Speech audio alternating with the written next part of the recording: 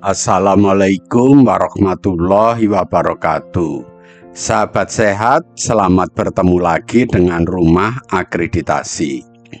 Rumah Akreditasi adalah rumah tempat kita belajar, bertanya, dan berdiskusi masalah akreditasi. Kali ini kita akan membahas tentang komunikasi efektif ya. Ini adalah suatu keterampilan yang harus dikuasai oleh PJ Cluster ya. Komunikasi efektif ini menggunakan ya teknik SBAR dan TPAK ya. Tutorial ini akan dibantu oleh Dr. Yanto, Surveyor KTP. Baik, kita pahami dulu apa yang dimaksud dengan komunikasi efektif, dan nanti diharapkan setelah tutorial ini Bapak Ibu diharapkan sudah mengerti dan paham bagaimana cara melaksanakan komunikasi efektif. Jadi, komunikasi efektif dengan pendekatan SBAR ya dan TPAK ya adalah standar emas ya komunikasi verbal di fasilitas pelayanan kesehatan. Jadi komunikasi efektif ini bisa dilaksanakan di rumah sakit, di puskesmas, di klinik, di laboratorium maupun di UPD ya, untuk menjamin keselamatan pasien. Jadi kalau komunikasi efektif ini dilaksanakan ya, nanti goalnya itu adalah keselamatan pasien. Soalnya kekeliruan ya dalam berkomunikasi itu bisa ya menyebabkan cedera pada pasien. Jika KAP ya komunikasi antar pribadi itu fokusnya ke perubahan perilaku ya. Ya ini kalau KAP ya. Nanti kita bahas tersendiri ya. Bapak Ibu juga harus paham tentang bagaimana cara melaksanakan KAP ya. Sedangkan untuk pendekatan SBAR dan PDAK ini berfokus pada akurasi informasi antar petugas. Jadi antar petugas itu bisa antara dokter dengan bidan, dokter dengan perawat, atau perawat dengan bidan, atau perawat dengan perawat ya, atau antar unit cluster. Itu informasinya harus akurat, harus benar, tidak boleh ada kesalahan. Nah, ini yang dimaksud dengan komunikasi efektif. Nanti setelah Bapak Ibu paham ini bagaimana cara melaksanakan ya, kita akan pahami di slide-slide berikutnya. Ya. Jadi SBAR itu adalah singkatan dalam bahasa Inggris ya. S-nya situation ya, B-nya background ya, S-nya assessment, dan R-nya recommendation. Jadi ini singkatan ya, situation, background ya, assessment, dan recommendation. Ya, ini adalah singkatan dari SBAR. SBAR ini digunakan untuk melaporkan. Jadi kalau kita konsul misalnya ya dari perawat ya, konsul kepada dokter ya, cara menyampaikan pemeriksaan atau menyampaikan mau konsul tentang pasien itu menggunakan SBAR ya. SBAR ini untuk menyampaikan kondisi pasien. Nah, nanti dokternya akan menjawab instruksi ya, itu menggunakan TPAK. Nah, ini supaya Bapak Ibu paham di depan ya. Jadi SBAR ini digunakan untuk melaporkan pasien sekali lagi, sedangkan nanti instruksi dari dokter ya yang kita terima itu menggunakan TPAK. Jadi supaya Bapak Ibu tahu bedanya, apa bedanya SBAR ini dengan TPAK ya.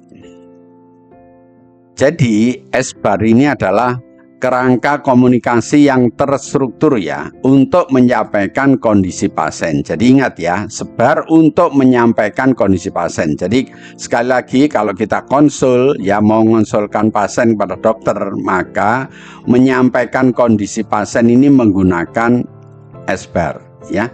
Nah, ini nanti menyampaikannya ini kondisinya harus logis, singkat, dan jelas. Nanti Bapak Ibu akan kita berikan contoh supaya Bapak Ibu dalam memberikan atau dalam menuliskan SBAR ini tidak keliru lagi ya. Kita mulai dari S-nya ya, situasi ya, situasi. Ya. S ini berisi tentang apa? Ini adalah menjelaskan ya apa yang terjadi pada saat pasien saat itu, dijelaskan secara singkat. Jadi situasi itu menjelaskan kondisi pasien saat itu, dijelaskan secara singkat, itu ditulis di S ya.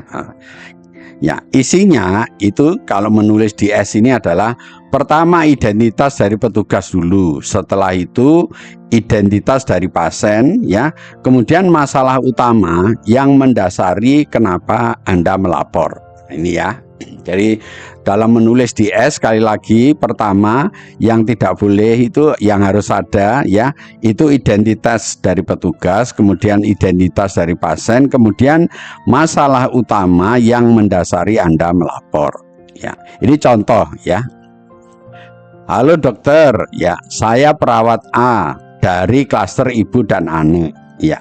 Saya melaporkan Nyonya S yang ada di ruang nipas yang sekarang mengalami perdarahan hebat setelah melahirkan 1 jam yang lalu. Nah ini supaya Bapak Ibu perhatikan ya dalam contoh ini ya.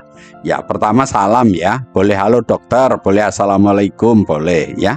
Kemudian identitas petugas, nah ini saya perawat A ya dari klaster ibu dan anak. Kemudian identitas pasien ya, saya melaporkan Nyonya S ya, kondisi apa identitas pasien, dan masalah utama ya. Ya, masalahnya adalah Pak Nyonya S ini sedang mengalami perdarahan hebat setelah melahirkan 1 jam lalu. Nah ini kalau Bapak Ibu tolong ini diperhatikan, diharapkan setelah ini nanti Bapak Ibu sudah bisa menuliskan yang S ya. Jadi sekali lagi S itu dimulai dari salam, kemudian identitas petugas, identitas pasien, dan masalah utama yang mendasari Anda melapor ini. Ini ditulis di situasi ya. Kita lanjutkan. Baik, berikutnya yang background. Background itu latar belakang ya. Apa yang perlu ditulis di situnya? Ini menyampaikan ya konteks klinis yang relevan dengan situasi saat itu. Jadi menjelaskan tentang masalah klinis ya yang relevan dengan yang terjadi saat itu ya. Jadi isinya itu menulis riwayat medisnya ya, diagnosa yang masuk ya, obat-obatan yang sedang dikonsumsi, dan tindakan apa saja yang telah dilakukan. Nah ini perlu ditulis di background. Jadi nanti Bapak Ibu dalam menulis background ini supaya tidak bingung lagi. Jadi apa yang perlu saya tulis? Jadi ini isinya ya, riwayat medis, diagnosa masuknya, obat-obatan yang telah dikonsumsi, dan tindakan yang telah dilakukan ya. Kita beri contoh ya. Jadi ini Nyonya S yang tadi kita laporkan itu melahirkan normal pada pukul 8 ya. Plasentanya lahir lengkap ya. Namun ya ada riwayat anemia ya saat kehamilan dengan HB 9 gram per desiliter. Nah ini ya. Jadi ini riwayat medisnya, diagnosa masuk, sama obat-obatan kalau ada ya disampaikan ya. Nah, ini dan kondisi yang lalu misalnya ada anemia disampaikan. Jadi ini contoh menuliskan di background ya. Jadi ini contohnya sekali lagi, Nyonya S melahirkan normal ya pada pukul 8. Plasenta lahir lengkap, namun ada riwayat anemi pada saat hamil, yaitu dengan HB 9. Ini cara menulis di background, latar belakang. Berikutnya ya, assessment ya. Assessment itu penilaian. Yang dimaksud penilaian adalah penilaian yang melapor ya. Jadi perawat atau bidan yang melapor itu ya, itu memberikan assessment ya. Ini adalah menyampaikan kesimpulan analisis Anda. Ya, Anda ini maksudnya yang melapor ya. Berdasarkan pemeriksaan fisik ya, TTV ya, tanda-tanda vital ya, itu tensi ya, tensinya berapa, nadinya berapa ya, RR-nya, respirasi berapa, suhunya berapa. Jadi ini menyampaikan ini hasil pemeriksaan dari perawat atau bidan tentang TTV, tanda-tanda vital. Isinya adalah hasil-hasil tanda-tanda vital tadi, yaitu hasil tekanan darah, hasil nadi, hasil RR dan suhu, dan apa yang Anda pikirkan sedang terjadi itu boleh juga ditambahkan. Jadi assessment ini adalah menyampaikan ini ya, tanda-tanda vital. Jadi contohnya ya, saat ini ya tensinya adalah 90/60 ya, nadinya cepat ya, 110 kali per menit ya. Kontraksi uterusnya lembek ya. Saya rasa pasien mengalami atonia uteri. Nah, ini penilaian dari yang melapor. Jadi yang melapor ini menduga pasien ini, Nyonya S ini sedang mengalami atonia uteri. Ya ini, jadi ini yang perlu ditulis di assessment. Berikutnya rekomendasi.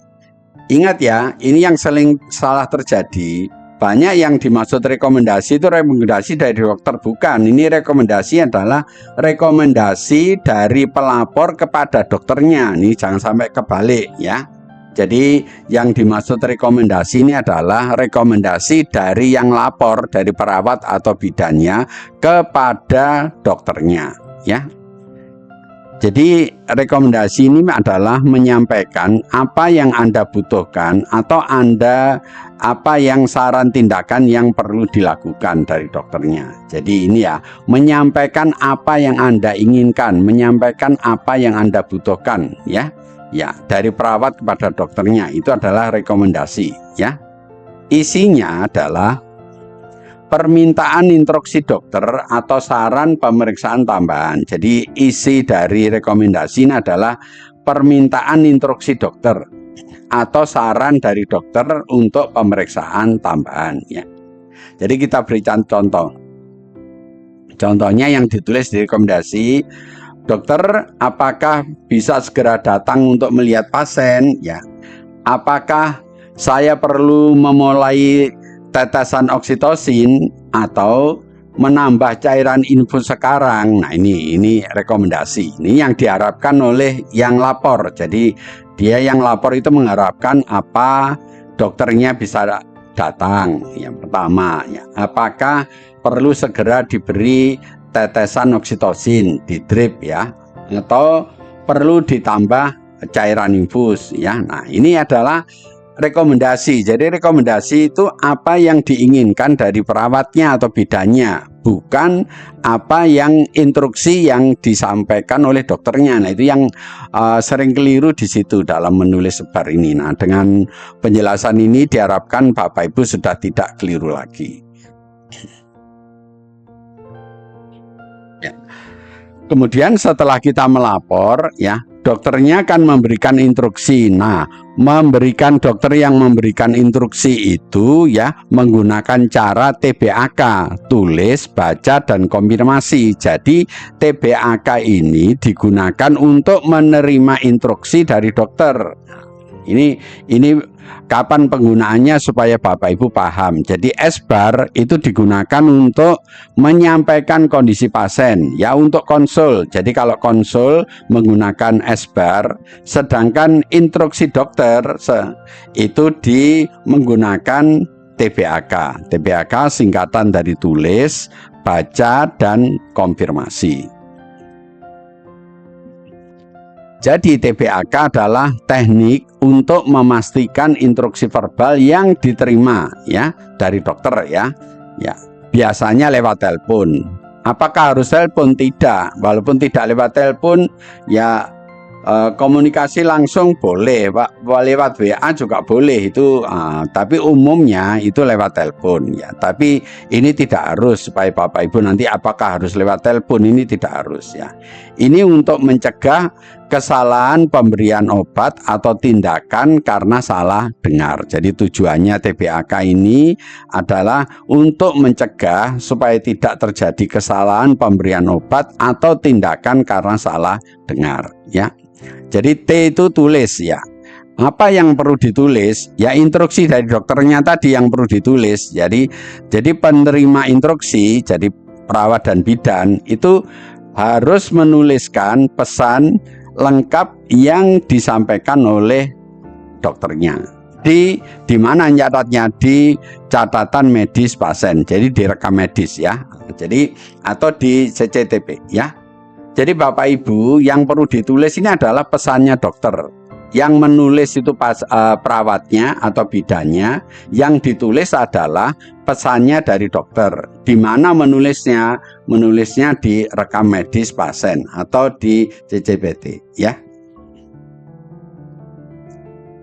Tidak boleh mengandalkan ingatan. Jadi maksudnya nulisnya besok-besok aja gitu, tidak boleh. Jadi harus saat itu segera ditulis ya, supaya tidak terjadi kesalahan. Berikutnya ba ya, TBA, BA itu baca ya. Ya. Penerima instruksi dalam ini perawat atau bidan itu membacakan kembali ya secara lengkap apa yang telah ditulis. Ya dituliskan tadi, yang telah ditulis sendiri kepada pemberi instruksi. Jadi kalau kita perawat dan bidan itu setelah menerima instruksi dari dokternya, maka kita harus membacakan kembali instruksinya ya kepada dokternya ya. Catatan di sini sebutkan untuk nama-nama obat yang mirip ya, look alike ya, sound alike ya, itu lebih baik dieja ya. Dieja itu misalnya kalau E menggunakan Eko, A menggunakan Alfa kan gitu ya. Jadi kadang-kadang orang itu dengar itu sulit ya. Jadi supaya ndak keliru itu dieja ya. Terserah Bapak Ibu menggunakan mengejanya menggunakan cara bagaimana, terserah, yang penting tidak keliru dalam menulisnya ya. Berikutnya konfirmasi. Nah, yang dimaksud konfirmasi, setelah kita membacakan kembali, kita harus meminta konfirmasi dari dokternya. Apakah yang saya tulis dan saya baca itu sudah benar atau belum? Ya, itu yang dimaksud konfirmasi. Jadi penerima instruksi itu menanyakan kepada pemberi instruksi, dalam ini dokter ya. Ya. Apakah sudah benar dokter gitu. Nah, dokternya harus jawab. Kita harus nunggu itu sampai mendapat jawabannya benar atau ya ada koreksi. Jadi contohnya misalnya pemberi instruksi ini harus mengonfirmasi dengan jawaban ya benar. Nah, berarti kalau benar berarti sudah benar, atau ada koreksi ya. Jadi ada koreksi berarti ada yang perlu dibetulkan. Jadi begitu Bapak Ibu, ini yang dimaksud TBAK. Sekali lagi perlu saya sampaikan pada Bapak Ibu supaya tidak keliru lagi. Kalau kita konsul itu menggunakan SBAR.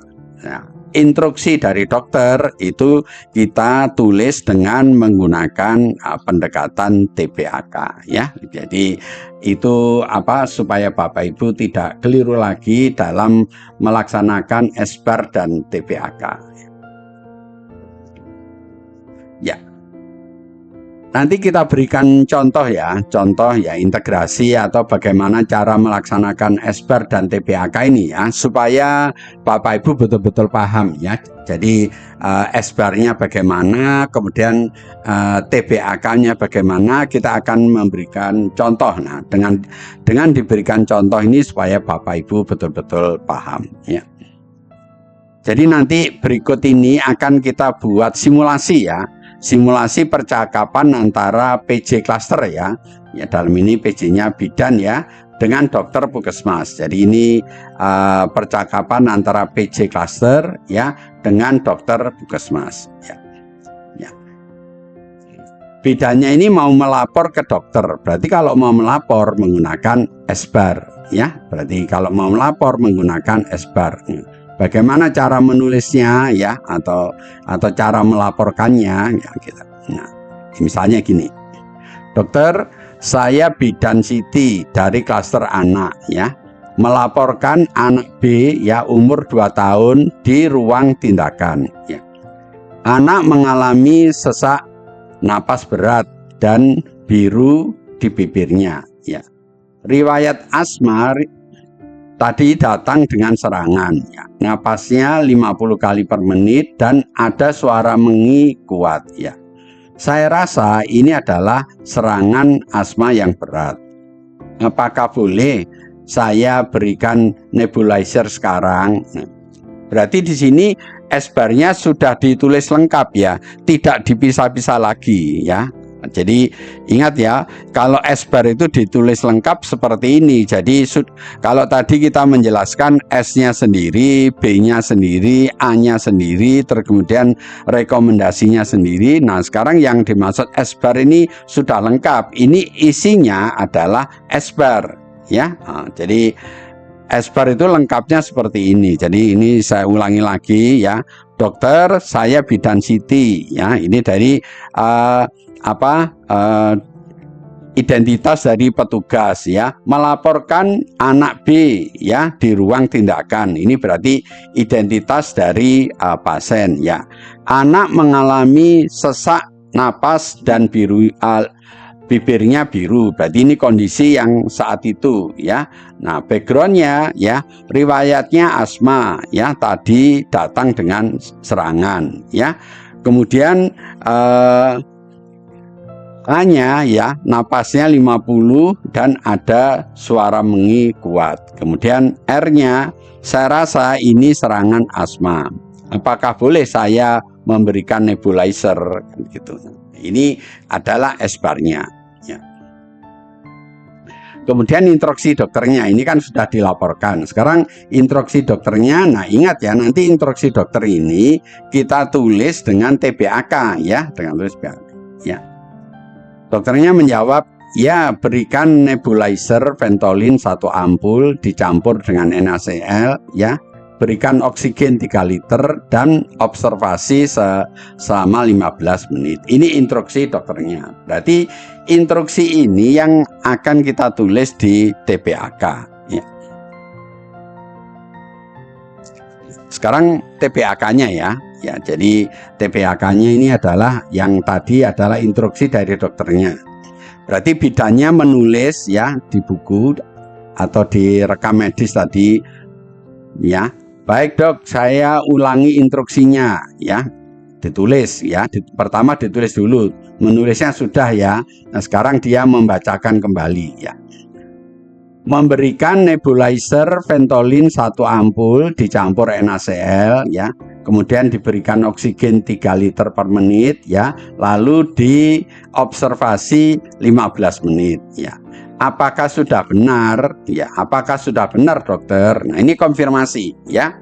Jadi TBAK tadi kan tulis, menulisnya sudah, membacakan kembali, ini dibacakan kembali ya. Yang dibacakan apa? Ini tadi memberikan nebulizer Ventolin 1 ampul dicampur dengan NaCl, diberikan oksigen 3 liter per menit, lalu observasi 15 menit. Dan konfirmasi. Konfirmasi ini yang meminta bidannya, yang mengkonfirmasi dokternya. Nah, berarti caranya itu menanyakan gini, apakah sudah benar dokter? Ya, gitu. Nah, dokternya harus kita tunggu sampai konfirmasi. Ya, dokternya misalnya bilang, ya sudah benar. Nah, ini yang dimaksud konfirmasi. Berarti apa yang ditulis dan disampaikan oleh bidan tadi sudah benar. Nah, ini adalah bagaimana cara menerapkan S-bar dan TBAK pada konsultasi pasien ya. Ya, mudah-mudahan dengan contoh ini Bapak Ibu lebih paham ya. Ya. Untuk lebih jelasnya kita berikan contoh lagi ya. Ini menjelaskan kenapa PJ Cluster itu wajib menguasai S-bar TBAK ya. Ini supaya mencegah malpraktek. Jadi ini tidak boleh ada kekeliruan. Kalau komunikasi itu ada kekeliruan ya, akan menimbulkan malpraktek. Jadi ini menghindari kesalahan dosis atau tindakan karena salah dengar ya. Ini tujuannya ya. Kemudian yang kedua, efisiensi dari waktu ya. Dalam kondisi gawat darurat, misalnya pada saat ORI atau pasien kritis ya, informasi atau harus segera tersampaikan ya, kurang dari 1 menit ya. Jadi komunikasi efektif ini salah satu manfaatnya itu. Kemudian yang berikutnya adalah profesionalisme. Jadi ini meningkatkan kepercayaan antar profesi ya, baik dokter, perawat, bidan ya. Karena komunikasi yang berbasis data itu lebih baik ya, bukan sekedar perasaan. Jadi apa yang kita sampaikan itu betul-betul berdasarkan data. Jadi ini adalah alasan mengapa PJ Cluster itu wajib menguasai teknik SBAR TPAK ya. Ya. Kita berikan contoh lagi, contoh SBAR TPAK ya. Ya, jadi mari kita buat ya 2 skenario ya tambahan ya yang sangat relevan untuk PJ Cluster ya. Jadi ini kita mau membuat contoh lagi supaya Bapak Ibu lebih paham lagi ya. Ini berhubungan dengan PJ Cluster ya, baik PJ 2 atau PJ 3 ya di Puskesmas ya. Ini contohnya satu kasus klinis darurat ini untuk klaster ibu dan anak, dan satunya adalah koordinasi manajerial ini untuk klaster usia dewasa. Jadi kita berikan contoh yang berbeda supaya Bapak Ibu betul-betul paham tentang bagaimana menggunakan SBAR dan TPAK. Ini adalah skenario yang pertama. Jadi ini adalah kasusnya adalah kegawat daruratan kebidanan. Kita berikan contoh misalnya kasusnya preeklamsia ya. Skenario ini menggunakan SBAR. Ingat ya, SBAR untuk melaporkan ya, untuk melaporkan kondisi pasien, dan TPAK untuk menerima instruksi obat ya. Jangan sudah paham ya, enggak keliru lagi ya. Kita melaporkan menggunakan SBAR ya, kemudian menerima instruksi itu menggunakan TPAK ya. Dalam simulasi ini bidannya ya, PJ Cluster ya itu sebagai pelapor, sedangkan dokter Puskesmas itu sebagai penerima laporan ya. Jadi ini yang berperan di sini adalah bidannya yang melapor dan kepala Puskesmas, dokter Puskesmas ya sebagai penerima laporan. Kita lihat di slide berikutnya.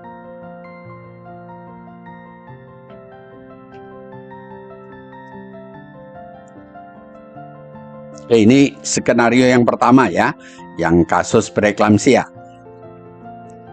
Ya, kita melaporkan menggunakan SBAR. Kita tulis S-nya dulu, situasinya dulu ya. Ya. Halo dokter, ini salam ya. Ya.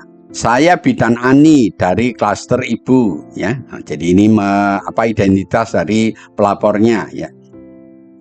Saya melaporkan Nyonya T ya, usia 25 tahun ya, G1 P0 A0 hamil 38 minggu ya, yang sedang kontrol di poli ya. Nah, berarti ini identitas dari pasien. Jadi salam, identitas dari pelapor, kemudian identitas dari pasien ya. Saat ini pasien mengeluh sakit kepala berat dan pandangan kabur. Nah, ini adalah kondisi saat itu yang mau kita sampaikan ya. Jadi pasien itu mengeluh sakit kepala yang hebat dan pandangan yang kabur. Ini adalah S-nya, situasinya. Kemudian backgroundnya ya, pasien ya tidak memiliki riwayat hipertensi sebelumnya ya. Jadi ini kita sampaikan kondisinya ya. Namun hasil pemeriksaan urin ya yang barusan tadi itu hasilnya adalah protein urinnya positif 2. Nah ini tadi pasien habis di lab ya, urinnya ternyata positif 2. Nah ini itu backgroundnya. Kemudian assessment itu adalah penilaian dari bidannya ya. Tekanan darahnya adalah 170/110, nadinya 92. Dan ada bengkak di kaki. Saya khawatir pasien ini mengalami preeklamsia. Jadi di assessment ini yang ditulis itu adalah tanda-tanda vital ya, tanda-tanda vital dan penilaian. Nah, dalam ini bidannya menilai pasiennya itu mengalami preeklamsia berat ya. Itu di A. Kemudian sekarang rekomendasi ini adalah apa yang diharapkan oleh bidannya kepada dokternya ya. Dia menulisnya seperti ini. Apakah dokter bisa segera ke poli? Nah, ini yang diharapkan oleh bidannya. Jadi bidannya itu mengharapkan dokternya segera datang ke poli ya. Apakah saya perlu menyiapkan magnesium sulfat sebagai dosis awal? Nah, ini juga meminta izin ya. Apakah pasien perlu segera diberi magnesium sulfat ya, MgSO4 ya. Nah, ini rekomendasi apa yang diharapkan dari bidannya. Nah, ini namanya melaporkan pasien dengan menggunakan SBAR ya. Nah, sekarang dokternya. Nah, setelah dilaporkan, dokternya akan memberikan jawaban. Nah, jawabannya itu ditulis di TBAK ya, menggunakan TBAK ya. Ini untuk instruksi dokter. Misalnya ini dokternya ya menjawab, ya berikan magnesium sulfat ya 4 gram IV pelan-pelan saja ya. Lalu segera siapkan rujukan ke rumah sakit. Jadi perintahnya ini. Ya, perintahnya disuruh memberikan magnesium sulfat 4 gram IV pelan dan segera menyiapkan rujukan ke rumah sakit. Berarti bidannya ya dalam ini menulis dulu ya, menulis apa yang barusan disampaikan dan membacakan kembali ya. Misalnya begini. Baik dokter, saya ulangi instruksinya ya, dia tulis dulu tadi sudah toh ya, terus kemudian dia membacakan kembali, yaitu memberikan magnesium sulfat sebanyak 4 gram melalui IV secara perlahan dan segera menyiapkan berkas rujukan ke rumah sakit.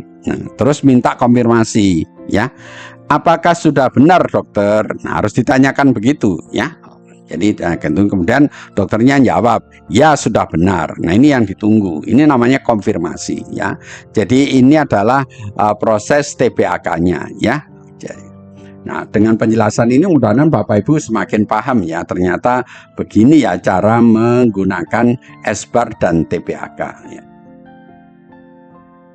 Baik, sekarang skenario yang kedua supaya Bapak Ibu lebih paham lagi ya. Ini tentang masalah kesehatan lingkungan ya untuk klaster usia dewasa dan kelas ya, klaster 3 ya. Jadi SBAR itu bisa digunakan untuk melaporkan tren penyakit ya di suatu wilayah kepada kepala puskesmas, boleh juga ya. Jadi tidak harus melaporkannya itu ke pasien, tidak harus ya. Dalam hal ini yang pemerannya itu PJ Cluster ya, PJ Cluster 3 ya, itu sebagai pelapor, sedangkan kepala puskesmas itu penerima laporan.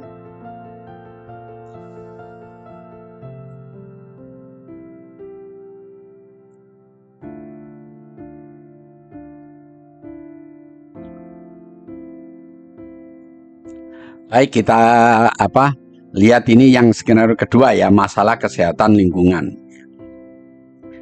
Melaporkannya. Nah, melaporkannya juga menggunakan SBAR, walaupun bukan pasien, tetap dilaporkan dengan menggunakan SBAR. Ya, situasinya kita tulis misalnya.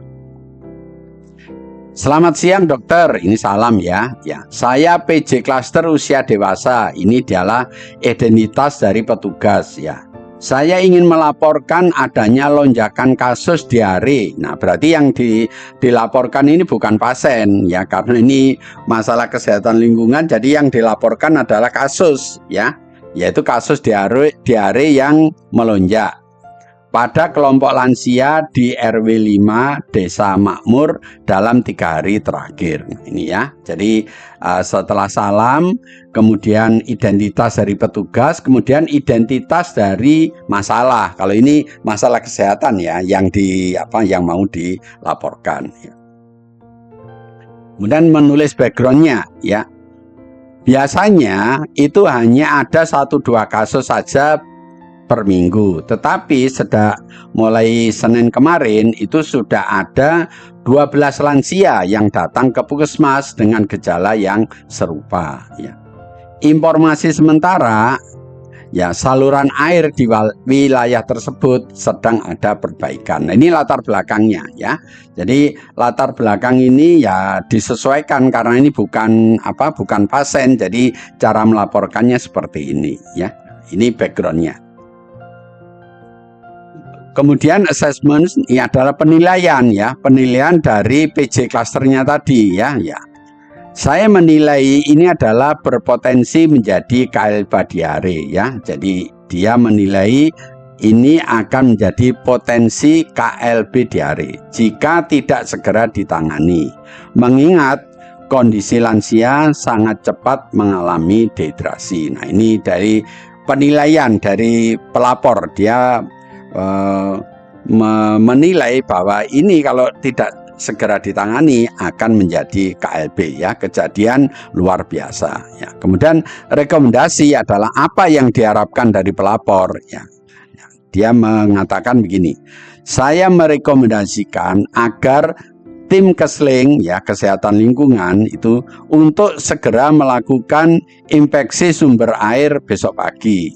Dan kami dari klaster 3 ya akan melakukan kunjungan rumah untuk pembagian oralit dan edukasi. Nah, ini rekomendasinya. Jadi begini Bapak Ibu, dengan begini Bapak Ibu nanti sudah paham betul ya cara penggunaan sebar ya. Nah, ini setelah ini kan dokter kepala puskesmas ya akan menjawab. Nanti kalau menjawab kita tulis dengan menggunakan teknik TPAK ya. Ini proses TPAK, instruksi dari kepala puskesmas. Jadi kepala puskesmasnya bilang saya setuju ya, saya setuju ya.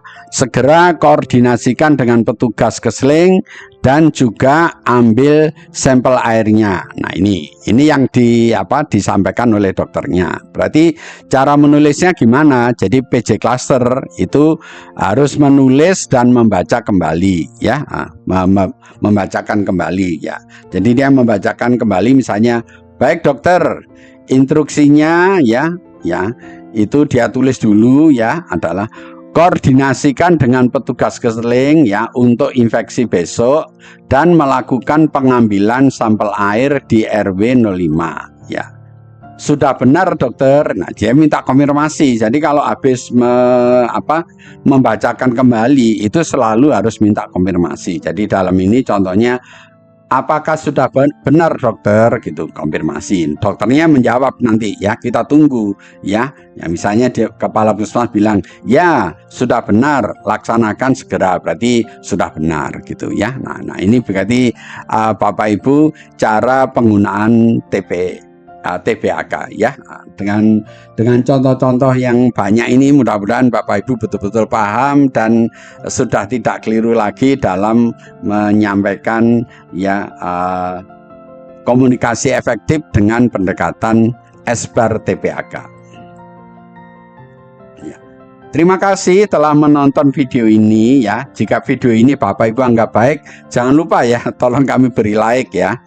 Dan jangan lupa Bapak Ibu untuk subscribe ya, agar ya Bapak Ibu tidak ketinggalan kalau kami upload ya konten atau video yang lain ya.